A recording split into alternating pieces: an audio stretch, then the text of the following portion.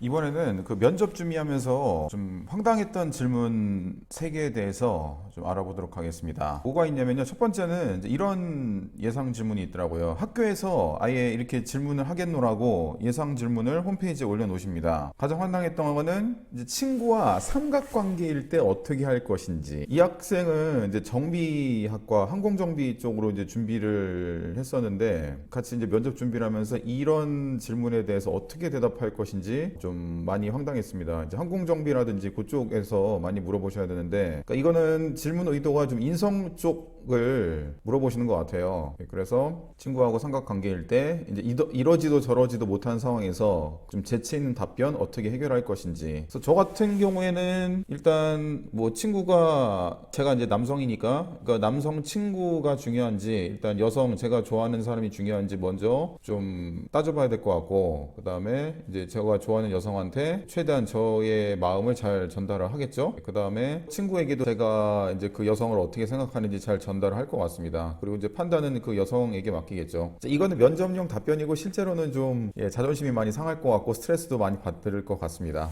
이런 질문이 좀 황당했고요. 두 번째는 이것도 좀 인성 쪽 질문인데, 친구가 나에 대한 좋지 않은 말을 하고 있는 것을 목격할 때 대처법. 그러니까 학생들 말로 뒷담화죠, 뒷담화. 친구가 내 뒷담화를 하고 있는 걸 제가 딱 봤어요. 그럼 너 어떻게 할 거냐? 라고 물어보는 건데, 이것도 일종의 인성이죠. 그래서 뭐 학생 같은 경우는 그 애랑 조용히 손절한다. 그러니까 손절이라는 게 이제 관계를 끊는 거. 대놓고 싫어 이게 아니고 그냥 그다음부터 얘기를 안 한다. 뭐 그렇게 한다고 했는데, 실제 면접에서 그렇게 대답하면 안 될 것 같고요. 친구랑 일단 얘기를 좀 해보고 해결한다. 이제 이런 식으로 좀 면접 답변을 준비를 해야 될 것 같습니다. 그 다음에 그러니까 세 번째는 이제 이거는 황당한 질문은 아니지만 좀 대답하기가 굉장히 어려웠던 질문 중에 하나입니다. 이게 뭐냐면은 친구들이 자기 이제 별명을 부르잖아요. 근데 가장 기억나는 별명에 대해서 이야기를 하라 그러더라고요.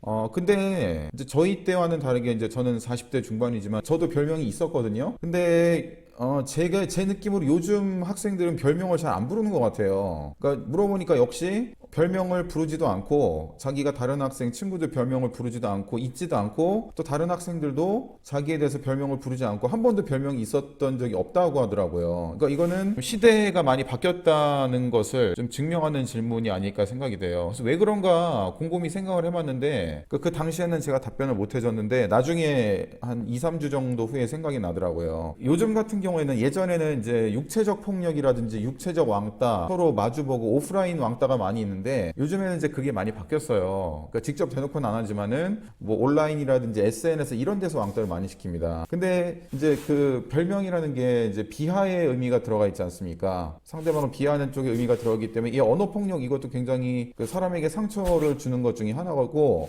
학교에서 이제 그런 거 하지 말라고 교육을 되게 많이 시킵니다. 그런 분위기가 있다 보니까 이 이제 별명을 부르는 게 좀 조심스러워지고 이게 차츰차츰 사라지지 않았나 그렇게 생각이 됩니다. 그래서 이제 이런 식으로 답변을 하라고 얘기를 했습니다. 아마 안 나왔던 것 같아요. 이제 면접이 다 끝나서 말씀드리는 건데, 근데 이게 그 매년 나오는 질문이기 때문에 뭐 이런 거에 대해서도 본인의 생각을 잘 좀 정리하시면 좋을 것 같습니다.